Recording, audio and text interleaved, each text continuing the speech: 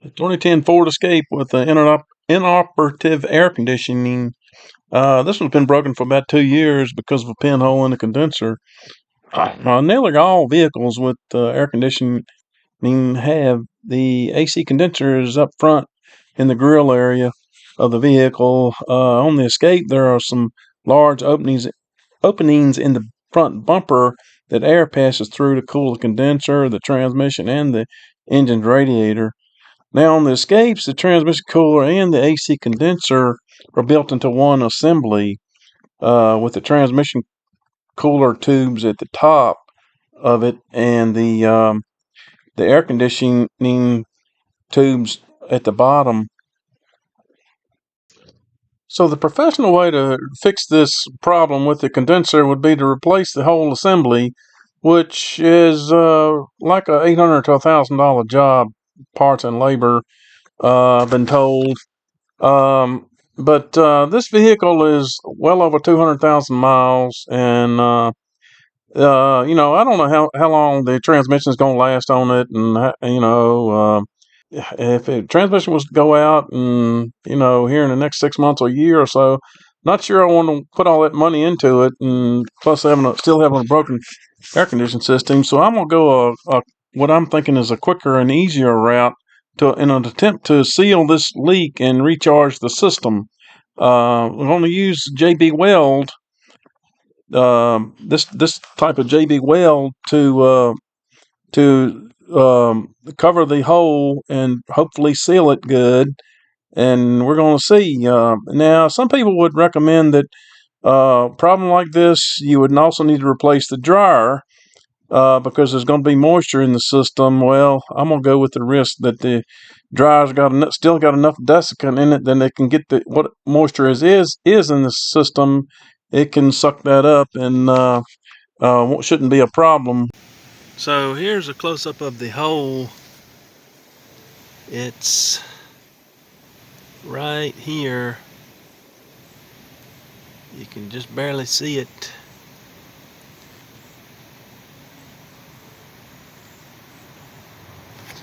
So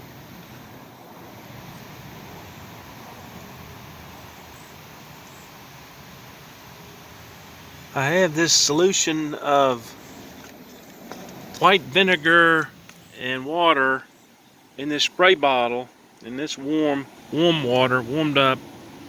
And to clean this oxidation off, or Googled it, oxidation on aluminum, how to clean it with, and I got this hit on, it said vinegar and water. So I'm going to spray the area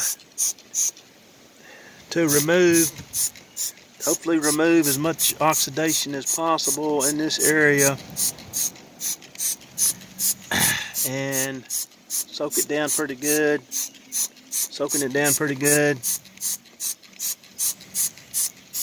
to get the oxidation off. And I have this little brush, little soft bristle brush. Gonna scrub it a little bit in the area. Hopefully getting that much oxidation off as possible so the epoxy will bond very good to it, the aluminum. And I'm going to soak it down again with some more vinegar water solution.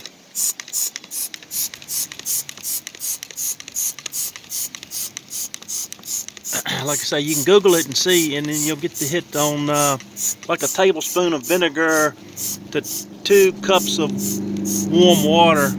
But I actually did a little stronger than that. I'm probably, I don't know, 4 or 5 tablespoons of white vinegar. So scrubbing it horizontally and vertically to try to work it in there. And you can see there's another little ding right above where the hole is. There's the hole. Let me get something to point with. There's the hole right there, and there's another pretty good ding right here. Probably the same rock that flew up. Got it in both places. There's some other dings down here, but they're not leaking as far as I know. So I'm gonna soak it some more.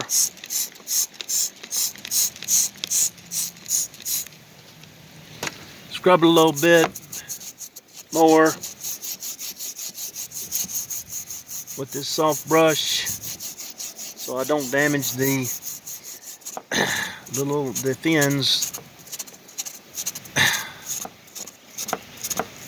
bend them up, whatever. And it's a windy day. You can probably hear the wind blowing. Windy day here, and so soak it some more. Now I'm gonna hit it with the air hose, air nozzle.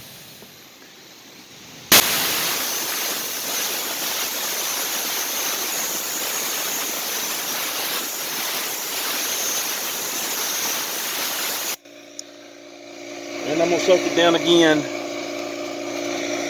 It looks a little bit cleaner, but I mean, I don't know. The best way I know to probably clean it off, clean the oxidation off without damaging the fins or busting another hole in it. And it's doing it chemically, so it really should be better than doing it, I don't know, maybe better than doing it abrasively, not sure, but that's the way this is the way I'm doing it. So, like I say, you can see the hole right there.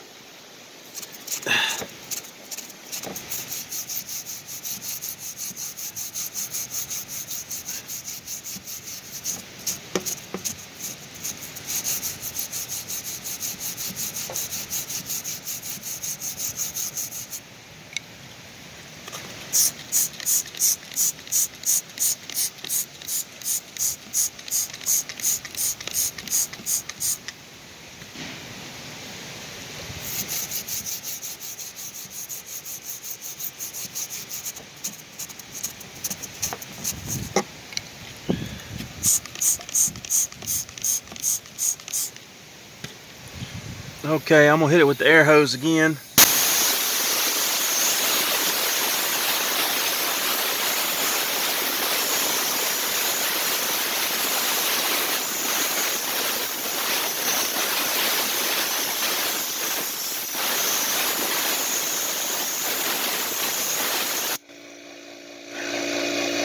Now after that dries, my plan is to hit it with another different spray bottle with acetone in it, which clean any residue off, any vinegar residue or whatever. Hit it with a spray bottle of acetone. Okay, so I've got a small amount of this acetone in a spray bottle. It's an old window cleaning bottle, which I rinsed out good and then cleaned it with acetone, then put some more acetone in it. Rinsed it with acetone, then put some more acetone in it just to make sure it's good and clean. The acetone is very flammable, so be careful and keep yourself grounded so any like a spark from static electricity or whatever doesn't cause any problems. So, but be very careful with acetone because it's highly flammable. So I'm gonna spray it with the acetone now, if this thing works. There it is. So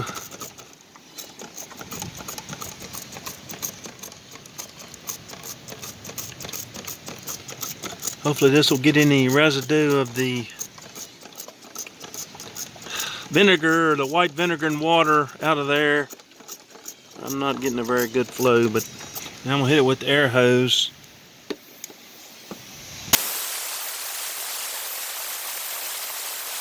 I think I need to put a little bit more acetone in this spray bottle because it's sucking air sometimes.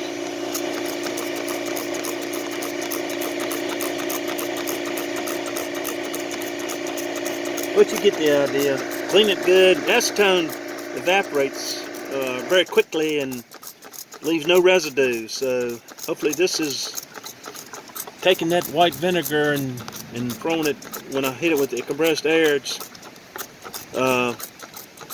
getting off of this front surface of the condenser.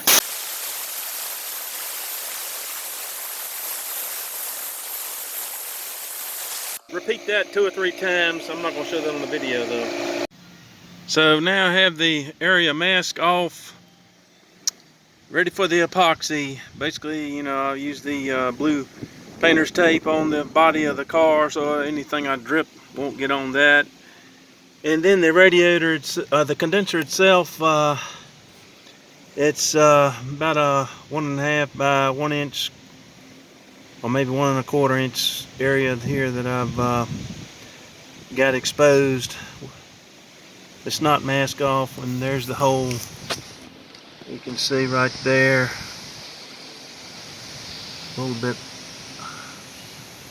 Yeah, there's the hole. So I don't know what that, is that some kind of rust or something on it, or some type of oxidation that didn't get removed. But I've done, the only other thing I noted is like hit it with a wire brush or something, but I don't want to do that.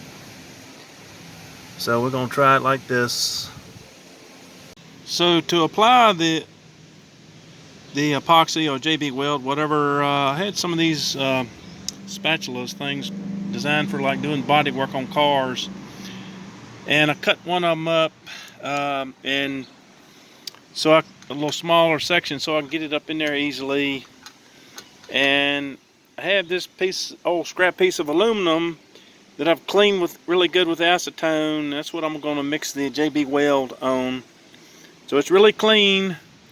Cleaned it with acetone, except for that ant crawling around on it right there. But he must like acetone. So now I'm mixing the epoxy. I don't like to use that little plastic tray that JB Weld gives you with the package. It's just too flimsy. I prefer to mix it on something solid like the scrap piece of aluminum. So you got 5 minutes, according to the instructions. You basically got just 5 minutes to mix it and apply it.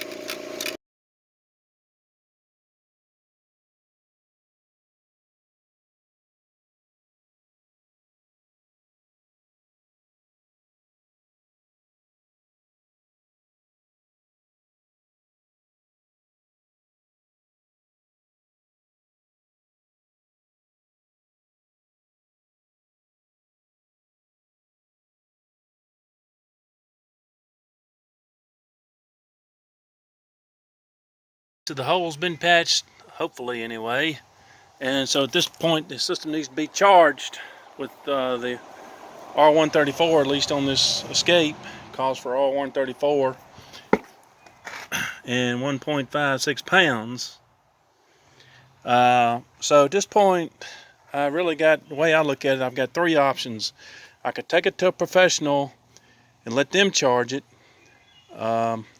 which may cost $200 to $300 in this part of the country. Or I could do it the really, really cheap way and use one of these devices here on the gauge and the hose onto the can on the low pressure side only. This is for a connection to the low pressure side only, which the low pressure side here on the escape is that port there. The high pressure port is right there, a little bit bigger than the low pressure side, bigger diameter. And of course they got the caps on them now, and there's the oil. Or the third option I got is do it a better way, is vacuum pump, and a little bit more professional gauges, not the best ones in the world, but pull a vacuum on it, which would pull some of the moisture out, hopefully, along with the air. So, like I said previously, I have not replaced the dryer, so hopefully that if there's much moisture in the system, it's not in the dryer, and I can pull it out with this vacuum pump. So now I have the vacuum pump all hooked up with the gauges. High pressure is red hose, low pressure blue hose, and the vacuum to the vacuum pump is on the yellow hose. Now these valves here, I turned them all the way clockwise to open position, so it opens a Schrader valve, and then I backed them off about a turn and a half or 2 turns, so these, it looks to me like anyway, they completely seal when you crank them all the way in. So you punch the Schrader valve, open it up, and then back them back out a little bit so you're not sealing it back. Because it's a little bit misleading when it says open. If you crank it all the way clockwise, it's going to close the port, and that's the same on the high pressure side. I can show you, maybe show you later what I mean by that if it's not clear what I'm saying. So the two valves on the meter gauge are currently closed, and the ones on the fill ports or high and low pressure ports are open. The Schrader valves are open, the lines are open, but these two valves are closed. So I'm gonna turn the vacuum pump on, and then I'm gonna open these valves. Hopefully I can, wait a minute, I'm turning it the wrong way. Okay, so that's opening the low pressure side, and you see the pull the vacuum. Now I gotta open the high pressure side. So I'm gonna let this run for 30 minutes approximately, and hopefully we'll don't have any leaks. It's showing about 26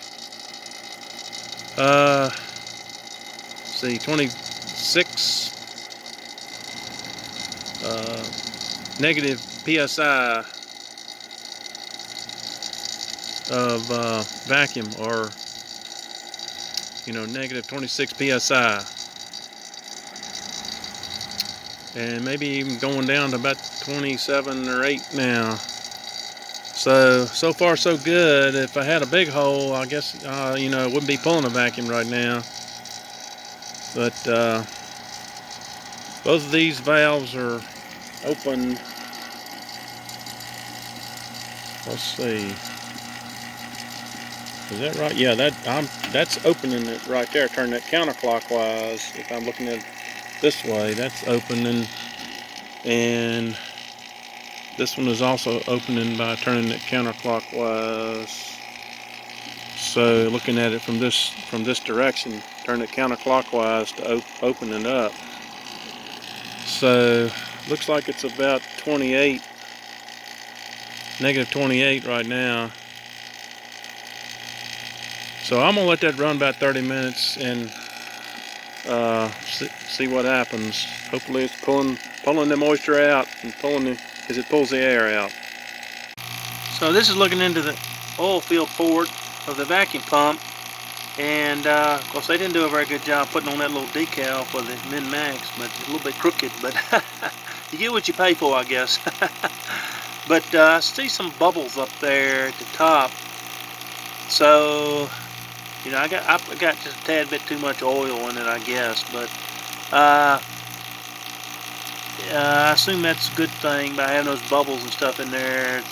Hopefully some of that's moisture. The vacuum pump's been pulling a vacuum for about 30 minutes now, and you see more bubbles in the top of the oil there.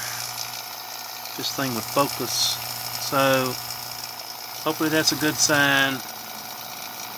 Moisture and air, but of course the air, I mean, this is basically the muffler that exhausts the air that is pulled out.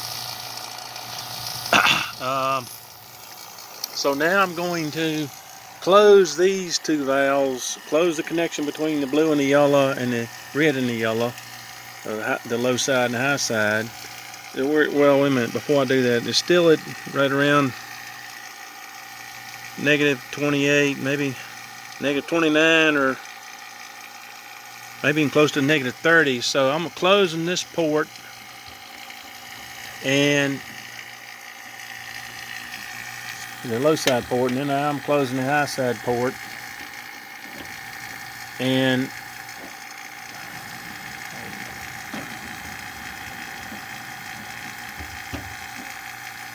I'm going to turn the vacuum pump off, and let's do a leak test. Of course, if it was leaking, we'd go back up to 0. So just to prove that the valves are closed to the yellow line, I'm disconnecting the yellow hose from the vacuum pump, and we've still got a vacuum, which is a good sign, of course. So I'm gonna let that sit for 30 minutes or so and see if it leaks down. Oh, it is leaking down a little bit. Wait a minute. Maybe a pound or two. Let's just wait 30 minutes and see what happens. This adapter on the oil can. Now this says it's 3 ounces, but it's really only 2 ounces of PAG oil. And it's 1 ounce of Freon, or 1 ounce of the R134, and 2 ounces of the PAG oil in this 3 ounce can. And I'm gambling on the fact that 2 ounces is about what it needs. You know, I don't know how much. I have no clue as to how much is in this system now as far as oil. I'm just gambling on the fact that the hole it didn't lose that much of the oil in that hole, from that hole, and most of it's still in the compressor. So I have the knob on the adapter fully counterclockwise, so the little pin that pushes the valve in the can is all the way in, so it won't open the valve on the can while you're screwing the adapter on the can.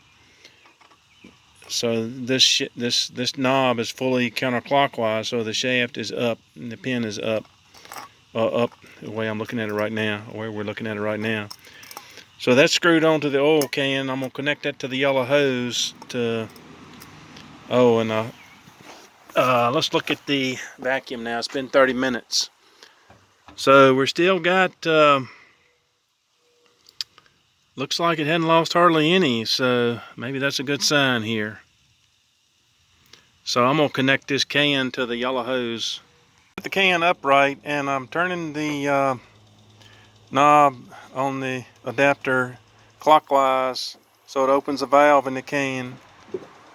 And I've got to purge the air out of the yellow hose. So the valve is open now, and unfortunately this manifold does not have a purge port. So I'm just gonna, and I've got some goggles on, and so I'm gonna just open this port. Wait a minute, I can't turn it. I had the valve not adjusted right on the can, on the adapter, so now I've got oil going in and pressure going up. So I guess that's a good sign. I got the can upside down. So hopefully that oil, I'm gonna shake this can a little bit. And like I say, this is just a gamble. I don't know if 2 ounces of oil is about right.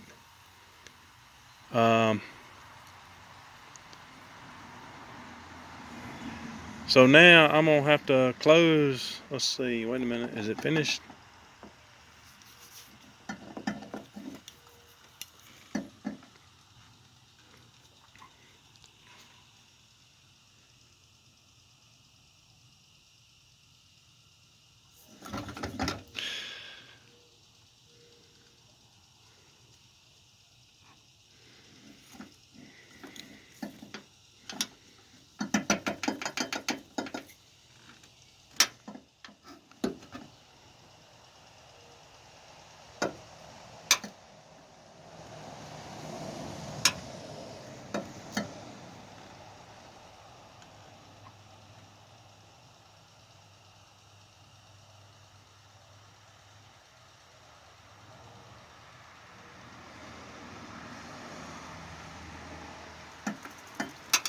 I assume them bubbles are probably the 1 ounce of Freon, or 1 ounce of R134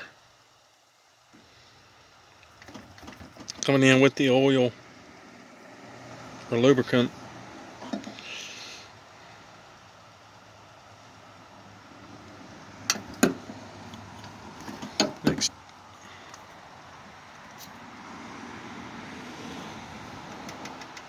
So I've still got the lubricant oil charge upside down.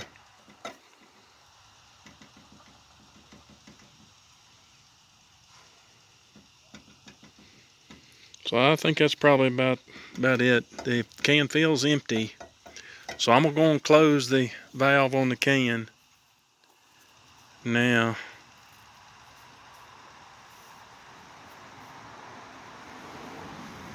Or turn it fully counterclockwise to close the valve on the can, in the can. And I'm going to close these also. I'm not even sure whether that's totally necessary, but I'm going to do it anyway. Close the valves when I'm changing the can. Removing the oil can and placing the R134 can on. Same procedure to connect the adapter to the refrigerant can. I had the knob fully counterclockwise, looking down on it, so that the shaft is up high, so that the pin doesn't open the valve in the can. And I connected it, and now I'm going to attempt to purge out the air again. Well, wait a minute, I need to turn this on, so I gotta turn it clockwise as I'm looking straight down on it to send it down to open the valve in the can, or punch a hole in it and open the valve. This is a brand new can, 12-ounce can. So got the should have pressure on the yellow line now. So I'm gonna open the valve up here a little bit, and I don't see anything. Don't know why. Learning to do on the operation of this valve, but I finally managed to get it to flow some into the. Whoop! Now it just stopped. I think the can just emptied. But I got some good pressure on there now. Looks like I got about 75 pounds on the high pressure side, and that's about what it says on the low pressure side too. So I guess that's a good sign. Well, I managed to get enough pressure in the system, and the sensor on the top of the dryer activated. So now the compressor is turning. The air conditioning compressor, the pushing gate, and it is turning the compressor. Of course, with the engine in. So I'm making a little bit of progress. I don't understand why the gauges are so low, but the valves are open and still got some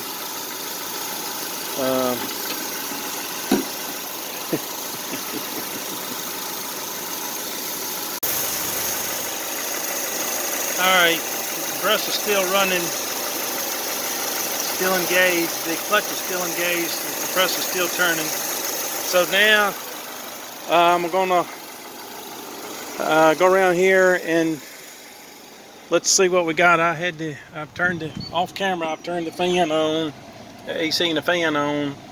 Well, I've had it on, but I'm gonna use my temperature gauge here. It's showing 68, which is not that cold, but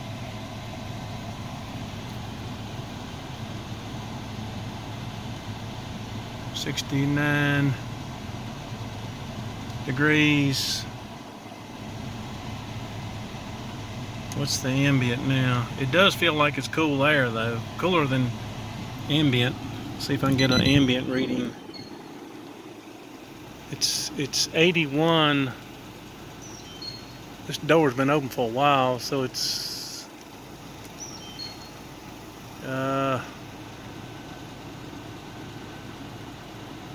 we only got about a 10 or 12 degree differential, looks like. 83 right there. 83 down in here in the shade. So ambient must be, I would say, somewhere in the low 80s. The car saying 79, and that'll be at the front bumper, down low on the front bumper. So we got a little bit of cooling, down to 67, 66 now. It's dropping still.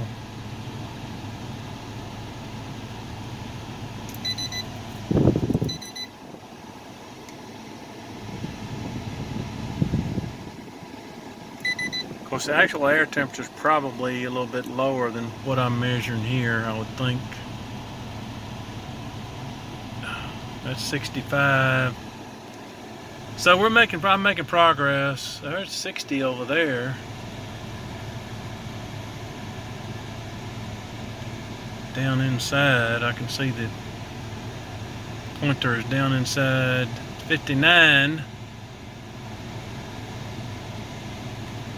So it's pretty sensitive as to where the laser is pointing, of course. That's 65 is about as low as I see it consistently.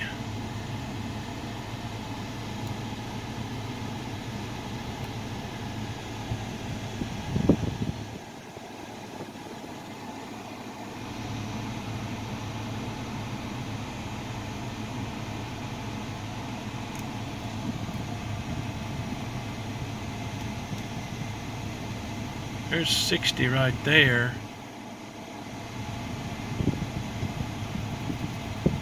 So, making progress. So this is what I use to fully charge the system. It's a 15.9 ounce can of synthetic R134. Got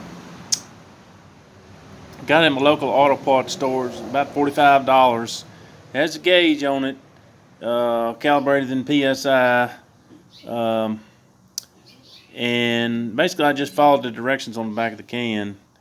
Oh, this says it's stops leaks to maintain charge, but I think that what that really mean there is, according to what's here, is it's got the seal conditioners in it, additives for the seal conditioners, O-rings, and to help the O-rings and the rubber gaskets, that type of thing, hoses, soften, keep them from getting brittle and cracking. But like I say, I basically just followed the directions on the back of the can, and when I first hooked it up to the low pressure side, it was the gauge was in about halfway up in the white band there, the low band, and I charged it up to about 47, 48 psi, so at top of the green band. So we'll see the results of that next. Okay, so I've driven about 12 miles, about 20 minutes in some city traffic with the air conditioning on maximum and recirculate, and the outside air temperature according to the front bumper sensor 85 right now. I'm sitting in the driveway here, and I got this neat thermometer, and it's saying right now that it's like 52.9 degrees. So that's a about a 33 degree differential. This neat thermometer is, of course, according to on top there, it's minus 45 to 200 degrees Celsius, or 50 degrees, minus 50 degrees to 392 degrees Fahrenheit is the range on it. So I'm reading right at around 53 degrees right now, and on the meat thermometer. And let's see what I can get on the laser thermometer. It's inside the port here. It's 54, so that's pretty close. So that must be a fairly accurate number. So I'm pretty happy. It's been about 11 days since I recharge the system. So just to show that I'm not trying to pull anything with another black Ford Escape. Here's the patch in the front bumper that I did approximately, I don't know, about 12 or 14 days ago. Like I say, it's been about 11 days since I recharged the system. So apparently the everything don't have any leaks, and whether or not it's going to last, don't know. Only time will tell. But you know, like this winter is when it gets down to 20 degrees, it's going to crack or open up, or the hole, or whatever. But only time will tell, like I say, and hopefully it'll keep me cool all this summer and next summer too, at least.